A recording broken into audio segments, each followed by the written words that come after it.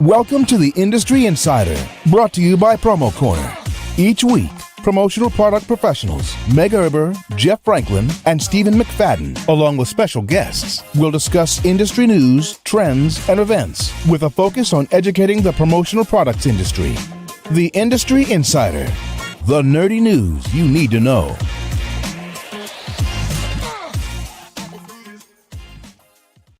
Welcome back to yet another exciting episode of the Industry Insider, your promotional products podcast where you can get all the nerdy news you need to know about. My name is Jeff Franklin, National Accounts Manager with Headwear USA, and I'm joined today by three other lovely folks. But of course, before we get to them, we got to tell you about our fine sponsors for this broadcast. For more than 30 years, Keystone has been providing distributors with classic, best-selling promotional items with an extensive line of water bottles and drinkware at the core of their line. They also feature top styles from categories ranging from totes, first aid items, household products, hand fans, desk accessories, product bundles, and more. Keystone is committed to delivering value pricing in all categories with top-rated service and quality. Head over to KeystoneLine.com to learn more and tell them the Industry Insider sent you. Why don't we say hey to Mr. Masters, Waste Management Open, Stephen McFadden. How are you doing? I'm doing well. I feel like I've got minor technical difficulties, but I'm good otherwise. Yeah. But it is 85 degrees today, so I'm feeling like I'm back in Arizona.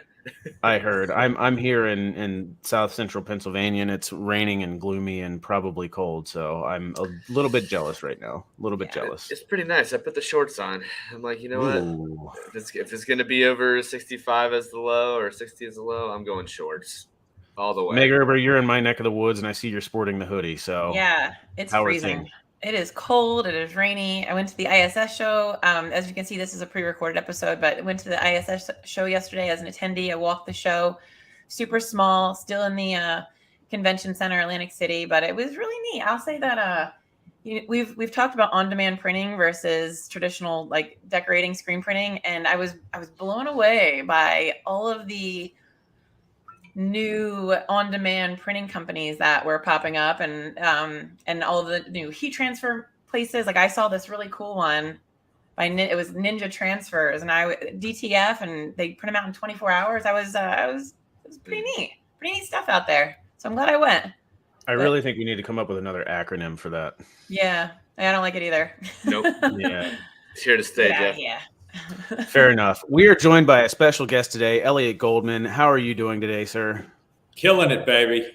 Love it. I love the background. We're surrounded by 60s and 70s toys. It's awesome. I see some Lincoln Logs back there. I'm excited. Love them. Tinker Toys, Lincoln Logs, got it all.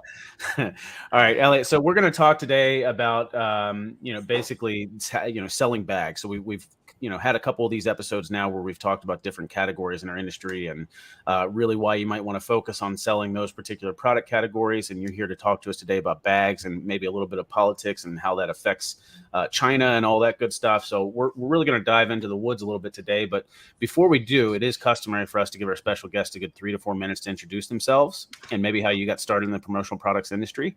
And what you've been up to since. So take it away.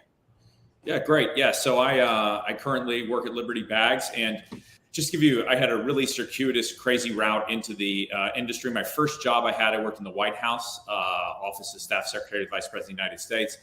Then I worked on Capitol Hill for United States Senator. Then I was up there for a few years, and I figured out that I hate politics and love history. And so I went to work, and I started selling Walmart on a category basis. And I kept doing that, and I'm in a meeting one day with a major executive at Walmart, and I needed time in the meeting, and he said, I got to go order shirts for something, and I said, oh, we make shirts, and he said, how much are they? And I'm like, they're $4. He goes, all right, I'll take 3 dozen of them. I go, great, and we extended the meeting. I got back to my house, and I was like, I don't know how to do this. I got to go figure out how to make this guy shirts. So I start learning all about like embroidery and, who has blank shirts and how it all works. And so I get him his shirts, delivered the stuff. And I was like, wow, there must be a lot of business in the halls doing this. So I start wandering the Walmart halls, and I find out that they're buying flashlights from a certain flashlight company who I won't name. Then they were selling that to a distributor, and then the distributor was selling it to them. And I was like, they're buying this on a category basis. So I called them and I said, hey, I'll go to your suppliers, and I'll coordinate all of these projects for you at a cost plus basis. And so Walmart gave me their entire supplier base. So I had an entire supplier base outside of the ASI and promotional product supplier base. And I would never make a penny on any Walmart project, but once I had the relationship, I would then go sell the flashlights to General Electric or somebody else. And so once they gave me the t-shirt supplying situation, I learned how the t-shirts worked, and it became bonkers. I was selling, and then I got into blood centers. So I would buy the t-shirts, take care of the Walmart project for like 90,000 cashiers or something. And then I would sell them profitably to the blood centers. The promotional products company that was outside of the traditional supplier base. And while I was doing that, my other side business was that I was selling Walmart on a category basis. I was designing picture frames and Christmas ornaments and stuff like that. And so the picture frames were made were purchased in the furniture department. So was luggage. And so my mother one day was over in China at a Walmart business center, and she meets this guy, Alex, because he was a supplier to a Walmart supplier supplying luggage. And she comes back and she's like, I met this guy, Alex. He's the neatest guy in the whole wide world. I love him. He's fantastic. And my mother likes no one.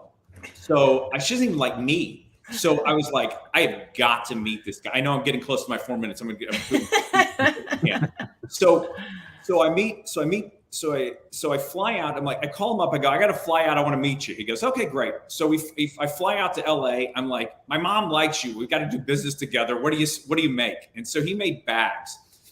And so I first called State and Wholesale, and I was like, guy's got a warehouse full of briefcases. And his briefcases were a third of the cost of whatever they were in this channel. And so I'm not a really good sales guy, but I was able, if it only cost a third as much as your next closest competitor, I did okay. So that's how I found Alex, who's my partner in the business. And then the weirdest thing, my wife goes and buys a pink duffel bag for my daughter for her ballet.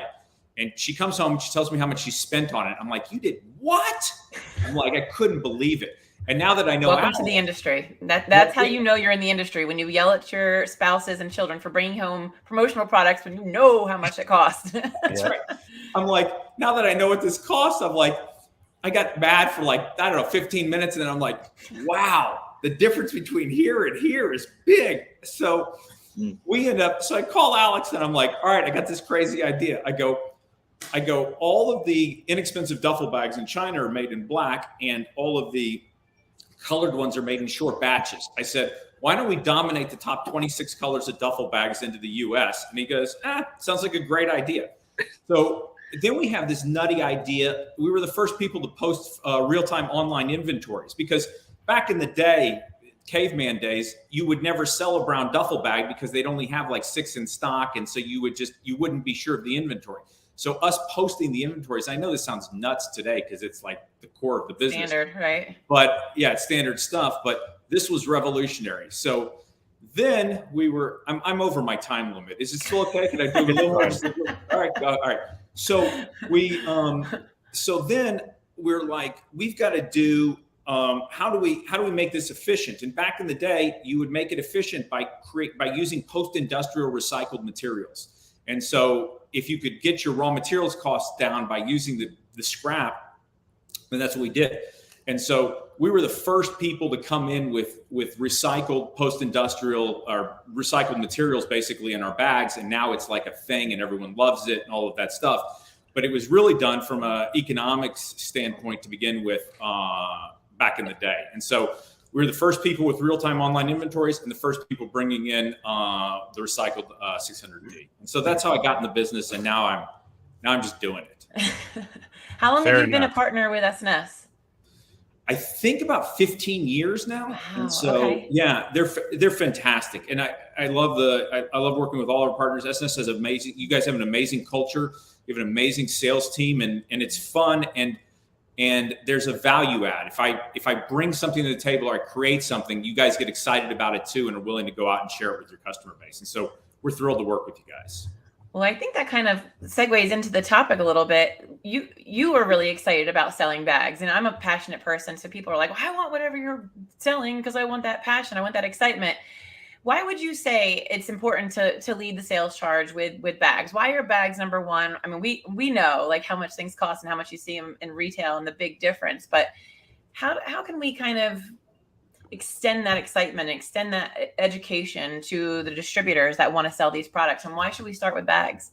So I'm gonna take it both on a macro level and then on a micro level, like where we sit in the space. On a macro level, of course, it's a non-sized accessory. So that's one component of it. So they don't have to go hunt down the sizes. The second component of it is that there's a ton of bags in general in the industry, and it's always new and fresh. And there are lots of people that are innovating within the space, both from a material standpoint and from a quality standpoint.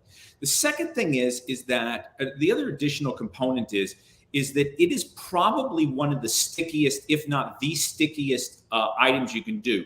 Pens are disposable or they run out of ink, and eventually somebody they have their favorite t-shirt, but if it doesn't become their favorite t-shirt or their favorite golf shirt, you have limited use. Where if you bring in, like, we have an 8872 tote bag. It was just on Jimmy Fallon about 8 or 9 days ago. They had this tote bag and how it's their favorite tote bag and they carry it to work every day. I took a picture of Fallon. I'll have to see if I can pull it. I don't know if it'll show up on the thing, but I was just laughing that Fallon had the, let me see if it. Yeah, I'm going to see. Oh, that's cool. That is cool. You see, I was like, and he was talking about how wonderful this tote bag was. It was like, ooh, podcast material or webcast, whatever this is, material. I'm like, I'm totally in.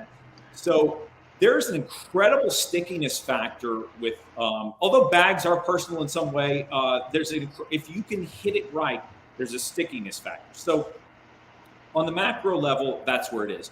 On the micro level, we are a little bit different than there are people that are less expensive in the industry than we are. It's just the way it is. Non-woven bags, we don't do a lot in disposable bags.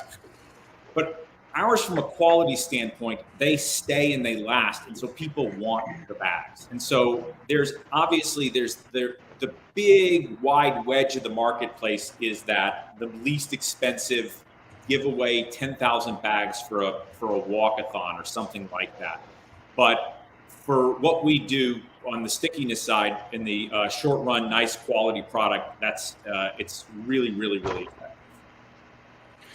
So I would actually like to segue a little bit into the political side of things, not to dive too deep into it, but since we did want to just maybe chat about that a little bit. And before we talk about China, you'd mentioned like the non-woven bags and how you don't do a ton of those. What about like back in the late like 2010s? Or, 2010 was 2010s, like 2010 was when all the municipalities basically stopped or started outlawing like plastic bags in stores. Did that affect like bag makers or bag suppliers in our industry at all? And it's a huge deal, and this is great. You guys are on the ground, pounding away at it. And you see bags come up constantly. So yeah, we have a fold-in like grocery Whole Foods bag, and that was popular, and that exploded. And that is one of these interesting things that is a cascading thing that happens in this municipality, then this one, then this one, then this one. So on the macro scale, it'll pop up for your partners, and it'll be super hot for a period of time. The other thing that unfortunately has happened is we've gotten into a weird security situation. And so clear backpacks become a thing, unfortunately, for schools and, the shootings. And there was just one down the street. It was so sad. One of the people that works here, their daughter went to high school and the guy got shot. A guy got shot at the high school 2 days ago or 3 days ago. And so, again, there was this whole thing after 9/11. It was a hard learning lesson for me that everyone was like, we're going to make American flag pens. And I was like, I'm not making American flag pens. I'm not going to take this tragedy and make money off of it and so on and so forth. And I learned that people just want to be patriotic, and supplying that and doing that is a good thing. And so the same thing with the clear backpack. You're providing a service. And the truth is that what happens is they have this huge thing, and then this like Like the Dallas Independent School District goes to nothing but clear things. We got 60,000 students. And what happened? The first thing that happens is Amazon gets cleared out of their bags, and then it floats into our industry. And we wish we had a little runway as a supplier. So if I had a 30-day head start, I could at least get some rolling off the production line. But when it happens, it happens. And so, and that happens a lot with bags. And I guess one of the other components of that, when you think about bags, they're kind of vessels. So anything that's in the macro world will affect and actually help with your bag sales, in the sense that, like, we did laptop holders. Like, everyone started working from home, and so all of a sudden everyone bought all the laptops, and literally all the laptop holders at retail went out. And then next thing you know, this was the gift du jour was the thing. And we make a super puffy, really high quality neoprene type thing that actually protects your laptop. So yeah, that's a great, Jeff. That's a fantastic point about the fact that that there are a lot of macro political or life events that really help and make bag sales effective. Yeah, and you mentioned the clear bags too. I know when I was a distributor, we were actually selling a media bag basically to all of the press room, everybody that came through for like a very large national convention. And when the clear bag thing came out, it sort of ripped all of the creativity and uniqueness out of the bag that used to make it sort of special in a sense. Because I mean, maybe things have changed like since that originally came out. Like, has that changed at all? Like, have you guys been able to like create more creative stuff now with the clear bags versus what it was when it originally came out? Yeah, and the trends are crazy, right? So the colleges will now they put the branding on it. So if anyone's supplying any of those things. And we're a supplier to suppliers throughout all of the different channels. So it's not just the promotional product space, but we also the print on demand. You were talking about, Maggie, you were talking about print on demand a minute ago.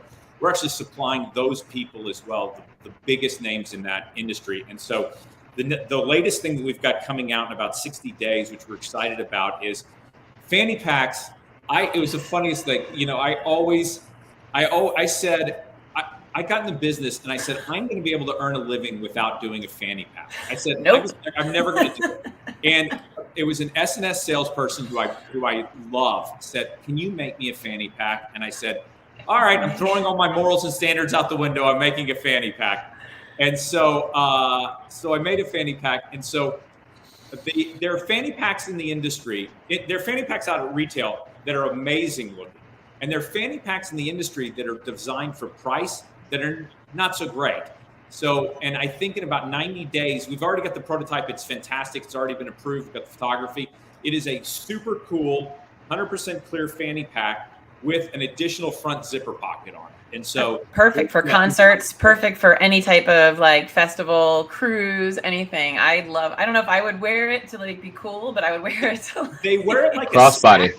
They do, and I'm not there yet. I have one that's specifically for the crossbody, which I wear, but I have a Cotopaxi one. Sorry, but I wear it. I love it. BJ hates it. He's like, that thing is so ugly. I'm like, it's functional. That's all that matters. Yeah. So there, Jeff, believe it or not, there's design and clear. If you call a fanny pack a design, we'll just draw the line there. I think everyone was on that same page. I just fell in love with them last year. But I pulled the ad impression study from 2022 from ASI, and bags are in that top 5 category for almost all of them. I pulled it and I just did like a Control F, so in 19 different categories. But I think some of them that were pretty interesting were the 5 most influential promo products among consumers 25 to 34 years old. Bags were number 4. Same category, different age group, 35 to 44 years old. It was number 5. They didn't make the 45 to 54 year olds. I wonder if those people are just too old to carry bags. They've already picked. No, they transitioned to carts, Meg. Yeah, that's right. Or laptop sleeves. No, I'm just kidding. But then I think it went back into like per state, and that's where the rest of them were. So I'd have to go through and see which ones were the top states for bags. But that's pretty neat. I love this ad impression study that ASI puts out, especially if you're trying to drive it in for your state and all that good stuff. So Yeah, the other interesting thing about bags is I always tell people, everyone's like, "What's your?" I'm like, no one wants to do my job. It's easy to make a nice bag, and it's easy to make an inexpensive bag.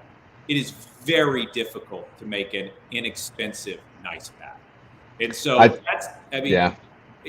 Jeff's it looks like he's in the hat business. He'll tell you, you can make a hat, and you can make a really nice hat. But to make a really high quality hat at a reasonable cost is a really complicated.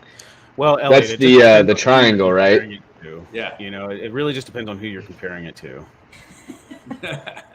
So one of the neat things. So there are people that pop up all the time. I'll tell you this.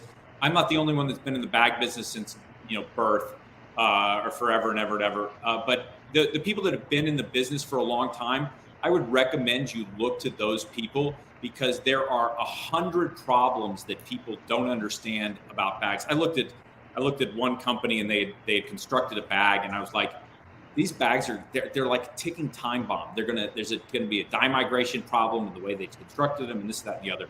And so I think it is worthwhile to understand the long-term industry brands and what value they bring when you're comparing and contrasting, because everyone seems to think that they can make bags. So yeah, so Stephen, you mentioned the triangle, the price, you quality, can have, and service, right? You can only have two or three. Price, quality, and speed. You got to pick two. Yeah, absolutely. All right, so I was able to pull up the two states that had bags as their number one. So Michigan and Montana, they're the biggest selling category were bags. Only 2 states, huh? Out of all of them, yes. But bags are more influential in the Southeast than any other region. So there you go. But, you have Disney World down there. I think that's really big, too. Yeah, that huge. I'm just guessing. I'm just making things up. But we're supplying. Our bags are used. One of the real interesting niches of our bags, and you talk about this getting down to kind of the micro and the specifics, because of the way our bags are made as a retail quality bag at a promotional cost. So we're the backbone for many souvenir programs. If you go to Florida, and I'm not going to mention which grocery store or anything else, but you walk into any grocery store in Florida for a certain chain, all of our bags are in there and I don't have anything to do with it. I'm not involved in it, but everybody just uses our product because of the quality, and it's got a retail feel, and it's got a built up zipper and all that stuff, but it's still $2 or something like that. And so, all right, you don't want to mention any change, Elliot. So I gotta ask: is it Publix or Piggly Wiggly? I'm not allowed. I won't say, but everybody can walk in. They'll walk in and see it. Okay. All right, so let's just talk real quick about China, because I know we wanted to talk about sort of how the politics in China have maybe affected bags a little bit. So, what sort of light can you shed on that, or what information can you give us? Yeah, so there are a couple of components to it that I think that are important. I think that the political instability between countries in general, not just talking about the United States and China, but just the world in general, political stability is significantly less than it used to be in the past. And so there is a real need to purchase when you're going to purchase. So a lot of times people delay till the very last minute in this industry, and I get it. The other thing is that the supply chain is not completely fixed. You're in the hat situation, so and if in a bad situation, you can air your hat set, and they cost X amount to air in. Doesn't happen in the bag business. That bag weighs 1.5 pounds or 2 pounds. You spend $20 airing a bag. It's just not going to happen. So if you see bags, and you need the bags, and they have the inventory, I would suggest purchasing it. It's not like the stability that has come back from products that are made in South and Central America. And I don't see it coming back in the near term future. The other thing that's interesting is that that COVID created these kind of consolidations in these industries that we're in and that we see in the United States.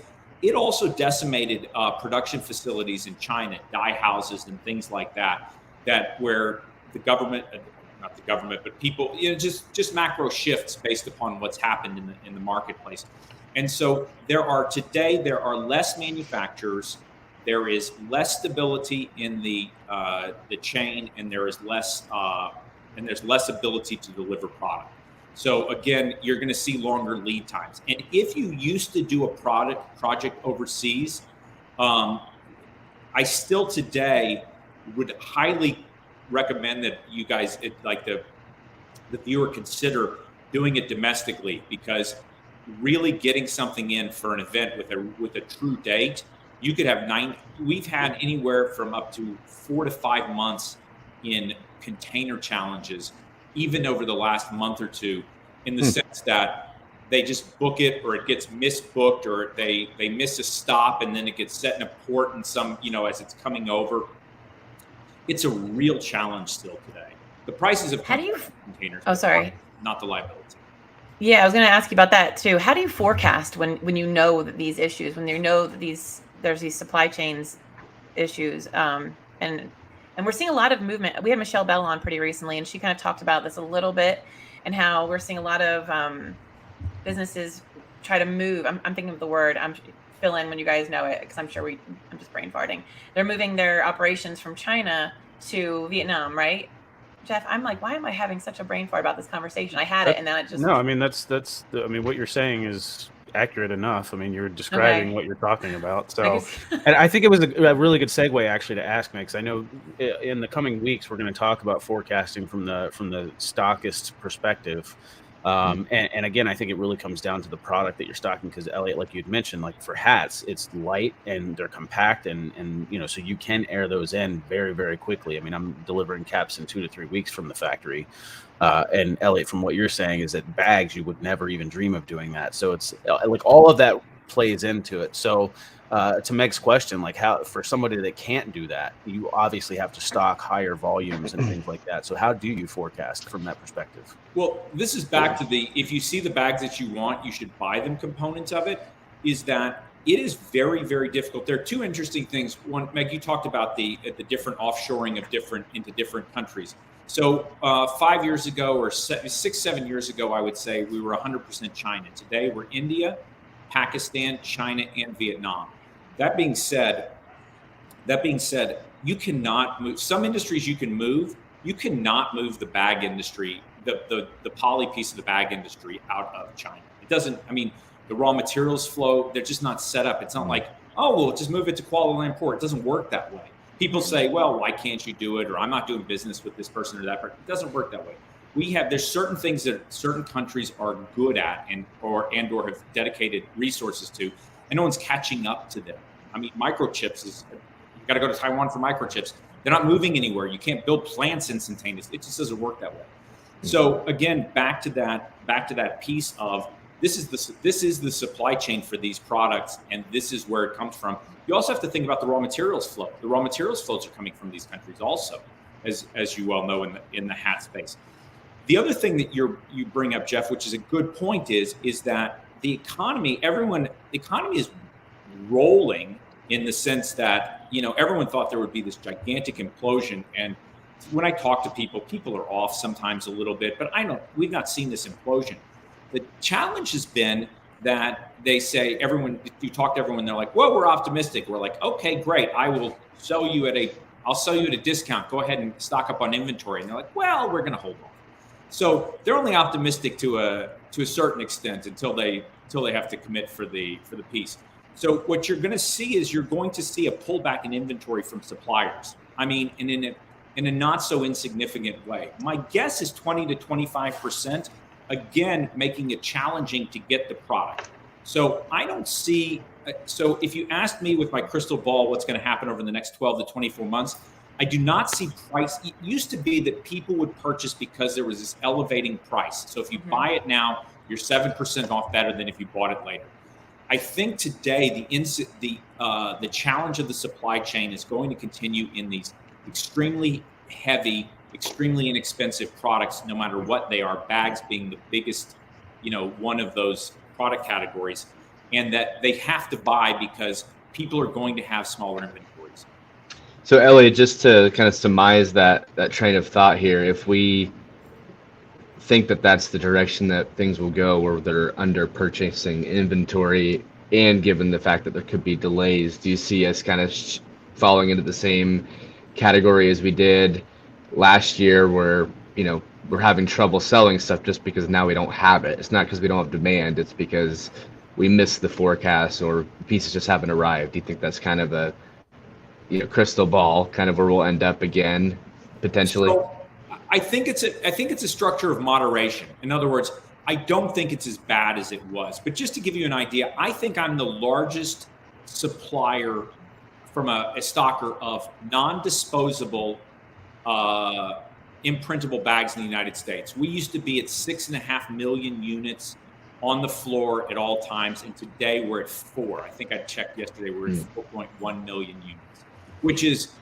a cataclysmic amount of inventory. Massive inventory, but it's down from where it was, and so I think you're going to have some deterioration. Guest appearance from VJ. I love it. Usually he's not dressed. We work from home. In interest of wrapping up, Stephen, I did want to ask you, because you haven't had a chance to really chime in too much on this episode. So from the distributor's perspective, like how would you go about pitching bags? Like, why should you lead the charge with bags? Without going too long-winded, obviously we're trying to wrap, but I really see bags fitting in kind of 2 categories. And I think you just have to be aware of which one you're selling into. Obviously there's the commodity space, which may be heck, we've had orders for 70,000 bags, but they're the retail shopper bags, right? They're the plastic bags that someone can use for a whole year. We've kind of drawn away from the tote demand. There was a lot of tote demand, obviously, when there's grocery store requirements and bring your own bag policies and things like that. And then we've done event things, like you've mentioned, with clear bags. But our theory has always been, especially if you're going to provide one at an event or trade show, you're probably not going to be the only bag. So if you're going to do a bag, do the best bag. Otherwise, you're the bag inside of a bag. So, so that's been our push, but we understand that there's different markets and different price points for different needs. And then if you extrapolate that out, we do a lot of stuff in high-end bags, like backpacks. And, so there's a separate category that we almost don't even consider the totes and the duffels. It's like the computer bags and this, so we see that differently just because those are different clients with different demands. So hopefully that helps. Very cool. Meg, anything else? One last one from yours is, I used to tell people, I used to say for 5 to 15% more, you get twice as much bag. And so back to your point of pick something great. It's not, you get twice as much bag for just a little bit more. Yeah, it's not that much. It really isn't. And sometimes design is the way that you can win it too. I mean, it may not even have to be a different bag. Yours just looks cooler. So it's just something to think about, obviously, when someone chooses to set aside budget for it and purchase it, that you better be the best one. In a room full of bags, be the one on the outside. So I like that. Very true. Meg, anything else to add? Just that, state by state, we're seeing more of these plastic bag bans just take over. So there's no plastic bags at all in any of the stores here in South Jersey, at least. So I think that we're going to see a lot more. It doesn't necessarily have to be that non-woven bag, because sometimes when I go grab some bags out of the closet, they're different, whatever. Sometimes it's the one that I like the most, or that it's the strongest, or it's the biggest, or it's going to fold up inside of my pocketbook. So I'm going to run to the store after my meeting. So I just feel like it's just the biggest market for and yes, have the nicest one or you're going to be on the inside. I really like that, Steven. So I don't really have much to add, but go bags. Bags are awesome. I used to run the bag division at Jetline. I used to run a production. Yeah. I mean, Year of the Color, 2010. That was crazy. It's crazy. Me printing bags. Good. I know it's a top 5 category for us, so I appreciate hearing more about it and the inside. Yeah. Yeah. Elliot Goldman, any closing thoughts? No, thank you guys for having me. Hope I measured up. So definitely a lot of good information here. Very good. Well, this episode was brought to you by our good friends over at Keystone. The team at Keystone consistently earns top ratings from ASI and Sage, and they understand what it takes to be a top supplier partner. They have a robust product safety testing program and complies with all the current federal and state regulations, including CPSIA, Prop 65, FDA, as well as compliance with the CPSC standards in Canada. With over 150,000 square feet of manufacturing, decorating, and warehouse space, Keystone is dedicated to delivering value and quality in every order and are committed to working hard to earn your business every day. So head over to keystoneonline.com to learn more and tell them the Industry Insider sent you. Elliot, it was a pleasure having you. Thank you so much for being a wealth of knowledge for us and bringing an interesting topic to light. And looking forward to the next time. All right. Take care, guys. Bye.